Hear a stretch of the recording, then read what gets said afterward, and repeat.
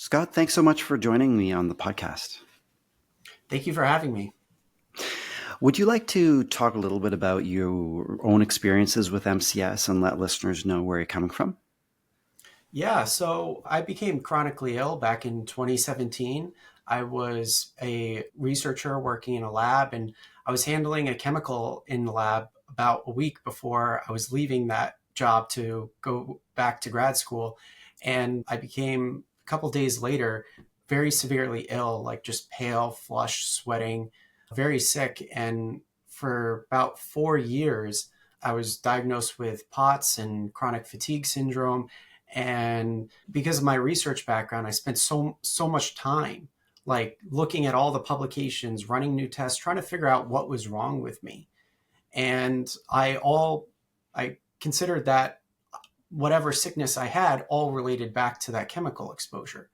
However, it wasn't until in 2021 I moved to a new apartment and I started getting really sick every time I walked in the door. And then when I walked out of the door, I'd be fine. And it was really weird because, I'd been sick for over 4 years and I had never noticed any environmental sensitivities at all. But it was very obvious when I moved into this new living situation. And so I realized that I had multiple chemical sensitivity and different factors in my environment that I was exposed to was driving my symptoms. If we can go back to that exposure to the chemical in the lab, and we know researchers call that the tilt event, right? Toxicant-induced loss of tolerance. So it can be a single exposure to a chemical or prolonged exposure at smaller doses to chemicals that create this hypersensitivity to all kinds of chemicals. Do you see that event in this way, Scott? I definitely absolutely consider it my triggering event. In fact, I'm not the only person who has been exposed to hydrazine and developed chronic fatigue syndrome and multiple chemical sensitivity as a result. This tilt, this toxic exposure event, I think there are a number of variables that go into it. So, number one is what you're exposed to, different chemicals and so forth. Number two, what level were you exposed to? So how much of it were you exposed to a lot all at once or a little bit over a long time? And then number three is genetics. So depending on what genetics you have, and there's been some great studies recently relating back to exposure of sarin gas that veterans had during Gulf War and developing Gulf War syndrome from that. And there are now studies that prove certain enzyme mutations that correlate with Gulf War syndrome. And those enzymes are responsible for metabolizing that sarin gas. So you can absolutely have a genetic susceptibility. But in my personal opinion, I think the environmental factors, so what you're exposed to and how much, has a bigger effect. For people like me who aren't familiar, what is hydrazine? So hydrazine is used as rocket fuel. So not many people handle it, mostly government officials working on military bases and so forth. So it's a highly volatile substance. It's extremely toxic and it will evaporate very quickly. Do you want to talk a little bit about following your triggering event? You mentioned some of the challenges you had with housing. Yeah, so my housing situation that I was in 2021 was incredibly difficult. I really would not wish that upon my worst enemy because I was in a situation where I became sick from the housing that I moved into. I had a year-long lease and I have to try to break that lease, find a new safe place, move everything. I'm chronically ill, chronically fatigued, and trying to find the energy to do all that in this crazy difficult housing market. However, something good did come out of that experience. Because I was in the situation where I was forced to move from house to house to house to house, I stayed at a variety of really toxic places over a course of about 6 months. And because those housing situations were so different from each other, it was much easier for me to identify where is that trigger coming from? Where's the source of that problem? So now my situation is, even though I'm still really sensitive, I feel that, there is hope. I can get better with the right housing, the right place. And my experience with that housing problem taught me how to find that. All right. And I've been following your posts on social media for a number of years now. And if it's too personal, let me know. But do I recall correctly that at one point you moved to your parents' house and were living on a screened in porch or something of that nature? Yeah, so I'm still in that situation right now. And a lot of people struggle with that, and I really get it. People with multiple chemical sensitivity and chronic fatigue syndrome and these chronic illnesses, you're so sick and you need accommodations, right? You're sensitive to cold, you need help from family, you need that support. And it's really difficult for people to say, hey, my living situation isn't working. I've got to change that.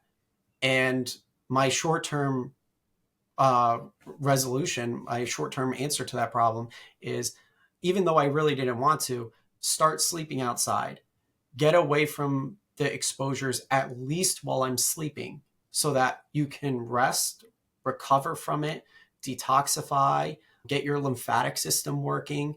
Sleeping in a place, in an environment that I wasn't exposed to chemicals, that helps me tolerate being inside during the day. So that really worked for me. I feel like it saved my life. I think it's difficult, but there's a lot of people that if things get really bad, sometimes you just got to get up, you got to move, got to get yourself to a better living situation. And you might be surprised how quickly you improve. Can you talk a little bit about where your folks live, what the screened in porch looks like, and what the weather was like, and what kind of bed did you sleep in? Was it cold? Was it hot, etc.? Yeah, I mean, it's been really difficult. Obviously, sleeping outside year round when I'm in Connecticut is not great. During the winter, temperatures can get below zero here. I'm able to deal with that by using a heated blanket, electric blanket, and that kind of keeps me going during the winter. And it took actually several months to kind of develop a sleeping system where I can stay warm, but also get ventilation from the outside. And somebody said to me, oh well, why don't you put tarps up or something around the porch to keep that warm? And it's like, well, if I close everything off, then that defeats the point of the ventilation of being out there. But yeah, I had to set up a kind of sleeping situation where I'm using sheets that are made of cotton and organic, and using the right detergent. I was using for 2 years, I was using a plant-based, fragrance-free, no dyes, says non-toxic on the label detergent. And I just kept getting sicker every day by day by day. And it wasn't until I was like, hey, maybe I should change my detergent, and I switched over to a powder instead of like a liquid detergent. I mean, massively better within 24 hours. It was, I was brought to like tears. It was like such a big difference. And it wasn't obvious. It wasn't obvious. I had to keep eliminating things one at a time in order to get that improvement. But when you do eliminate these things that are large sources of VOCs, it makes a huge difference. And I think I attribute to the problem with that detergent, even though it's organic, they used a preservative in it. And that preservative is a known neurotoxin. When you wash your whole sheets with that and then you're sleeping in it and you're putting your face in the pillow and you're breathing that in, you can imagine for somebody with chemical sensitivities that's a problem. How did your parents respond when you broached the topic with them about, or maybe they invited you? I'm not sure. How did it transpire? And do you consider yourself fortunate that you have this opportunity to stay with them? And how has that been? Yeah, I'm certainly fortunate to have that opportunity. The living situation here is absolutely better than all the other apartments that I stayed at in Boston. It's not the ultimate answer for me. I am looking for another move to get out by the coast. Coastal air is just awesome for me. It's great for me. I feel like a different person, revitalized. But this is kind of my intermediate place. I think, especially for my mother, it is hard because, when you just love your kid, you want the best for them, you want to take care of them. It was hard. She didn't want to accept it for like, a month But afterwards, she did end up accepting it, and she saw the improvement with me. And I think that gave her some relief, is like, okay, he's acting more like himself now, you know? And so she came around to realizing that was the right call. Have you ever shared the science with your parents? I know a lot of people share information with loved ones and people in their lives because of the level of disbelief and dismissal. How has that been for you? Yeah, I share every single thing I do with my parents, and they're behind me 100%. My mother has watched all my videos that I've made and read papers that I've written, and even my grandmother has as well. So they definitely understand. When it comes to finding environmentally safe housing, would you say that is the greatest challenge for people with chemical intolerance, multiple chemical sensitivity? Absolutely. I 100% believe that. It's not just difficult because of the components that are used in housing, like the type of wood and so forth. That's not the only reason. You know, certainly availability is a problem.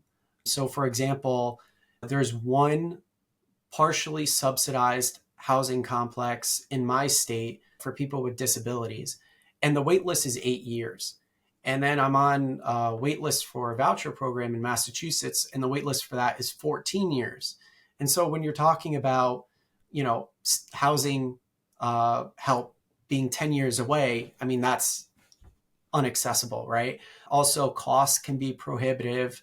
Housing prices are just at crazy levels. And, you know, when I started my journey 3 years ago looking at apartments compared to the housing prices that I'm seeing now, it's like 50% more rent for the same exact unit. And so when you're chronically ill, you either can't work or can't work very much. How are you going to pay a 50% increase in rent, which is your biggest expense? And when you have somebody else owning your house, that landlord, their goal is to extract the most profit that they possibly can. And so they're going to, you know, if there's mold, they're just going to paint over it. They're going to try to get rid of it as cheap as possible. And then if they need to, you know, put new boards up, they're just going to slap on more varnish. And when they buy varnish, are they buying the organic, safe kind? No, they're buying a container of formaldehyde, whatever's cheapest, because they don't have to live there. They're not exposed to it, so they don't care. But who ends up paying the price is the person renting the place. So, for multiple reasons, it's an extremely big problem, and one that I'm trying to work with other members of the community to change. Okay, we could maybe talk a little bit more about that, but what are some of the greatest challenges? You mentioned formaldehyde and varnish and other chemicals that are used in home renovations and builds. What are some of the biggest triggers for people with chemical intolerance? Yeah, absolutely. So I think I'd like to start talking about this by going at the bottom of the list in terms of severity. So at the bottom of the list, I put metals, and a lot of people think, oh, metals are safe. Well, metals can rust, and you can, if somebody's grinding metal, metals can have a smell. So if you have a tool shed with a bunch of metal tools, it has a metal smell to it. So that's actually a source of exposure. Another one is smoke. So, not just from car exhaust, but where I'm living now, I'm in a more suburban area.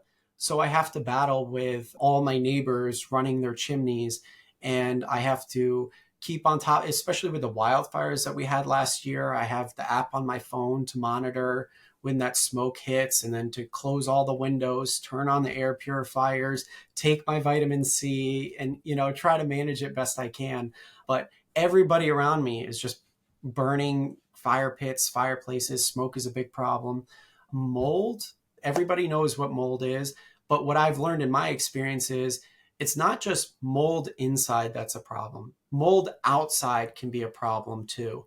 Because where I was living in Boston, that first apartment I moved into, it had a mold problem. So I bought some mold test kits and I put them all over the house. And then I put one outside, and all the kits that were inside the house had very little mold. But the kit I left outside was absolutely coated. It was disgusting how much mold that had. So anytime the windows were open, all the mold from outside the house was blowing inside the house and causing me to be sick. So I think it's important to consider where the house is, not just what's inside the house. And then above that, I put VOCs, so volatile organic compounds. You get that off gassing from plastics, fragrances, varnish, things like that.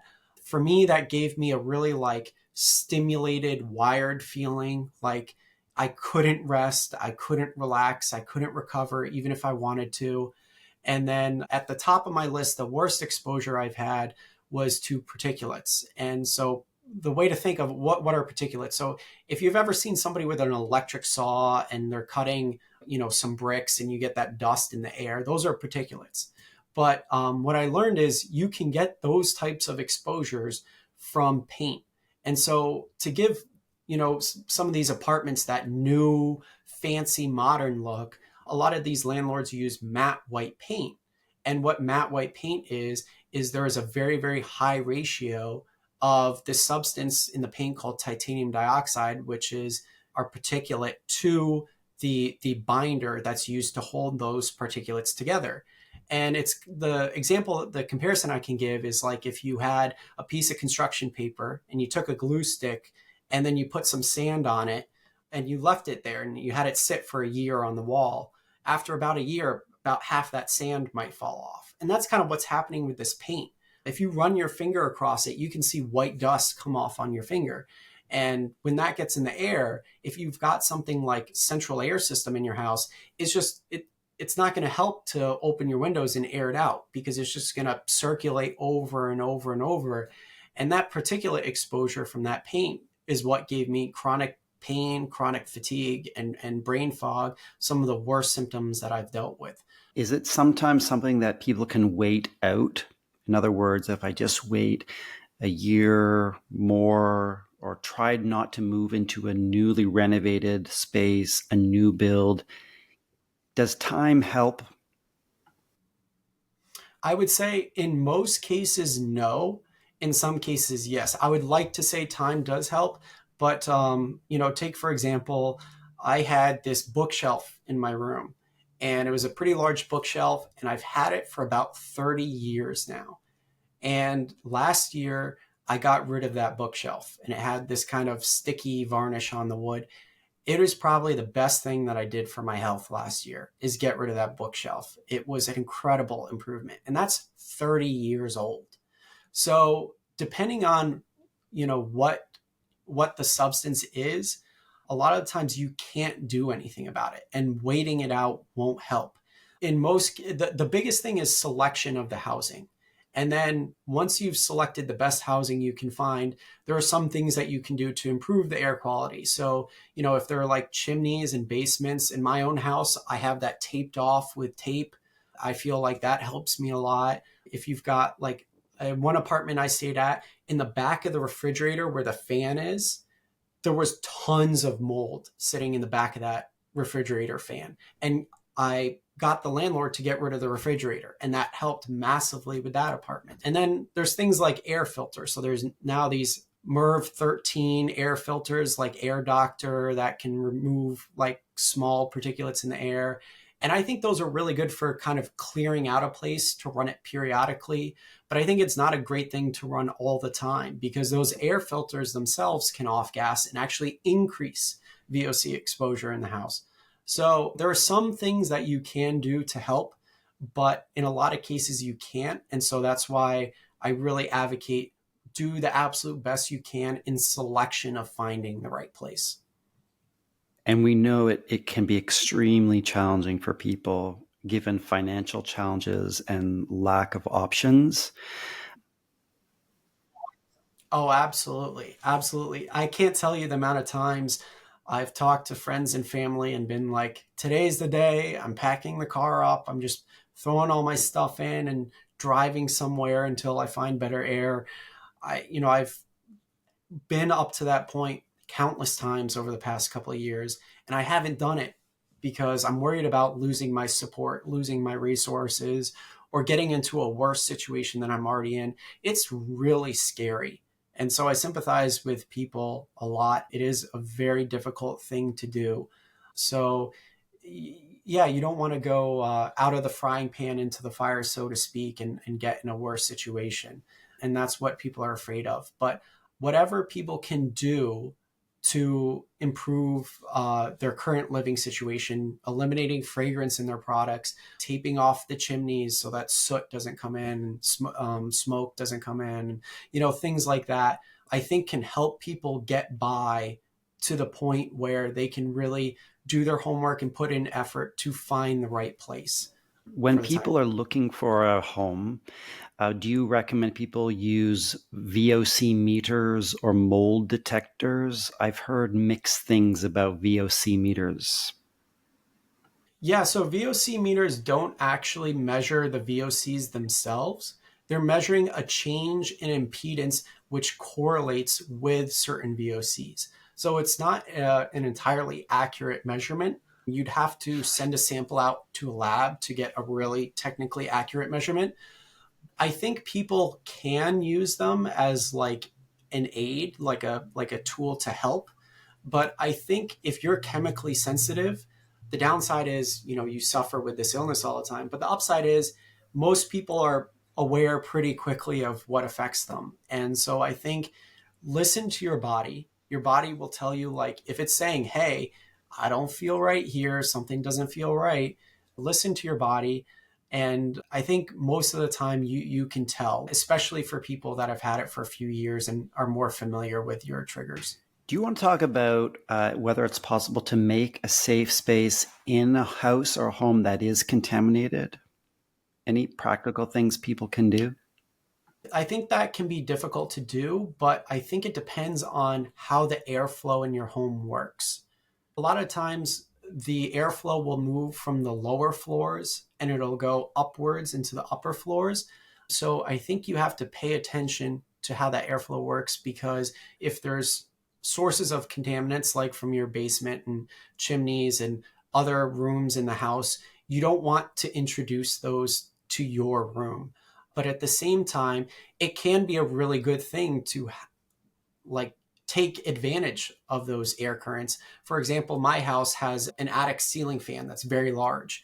And if I open a window and turn that attic ceiling fan on, if I've got even terrible chemical smell in my bedroom, if I turn that fan on, we're talking within 30 seconds, it just gets flushed right out.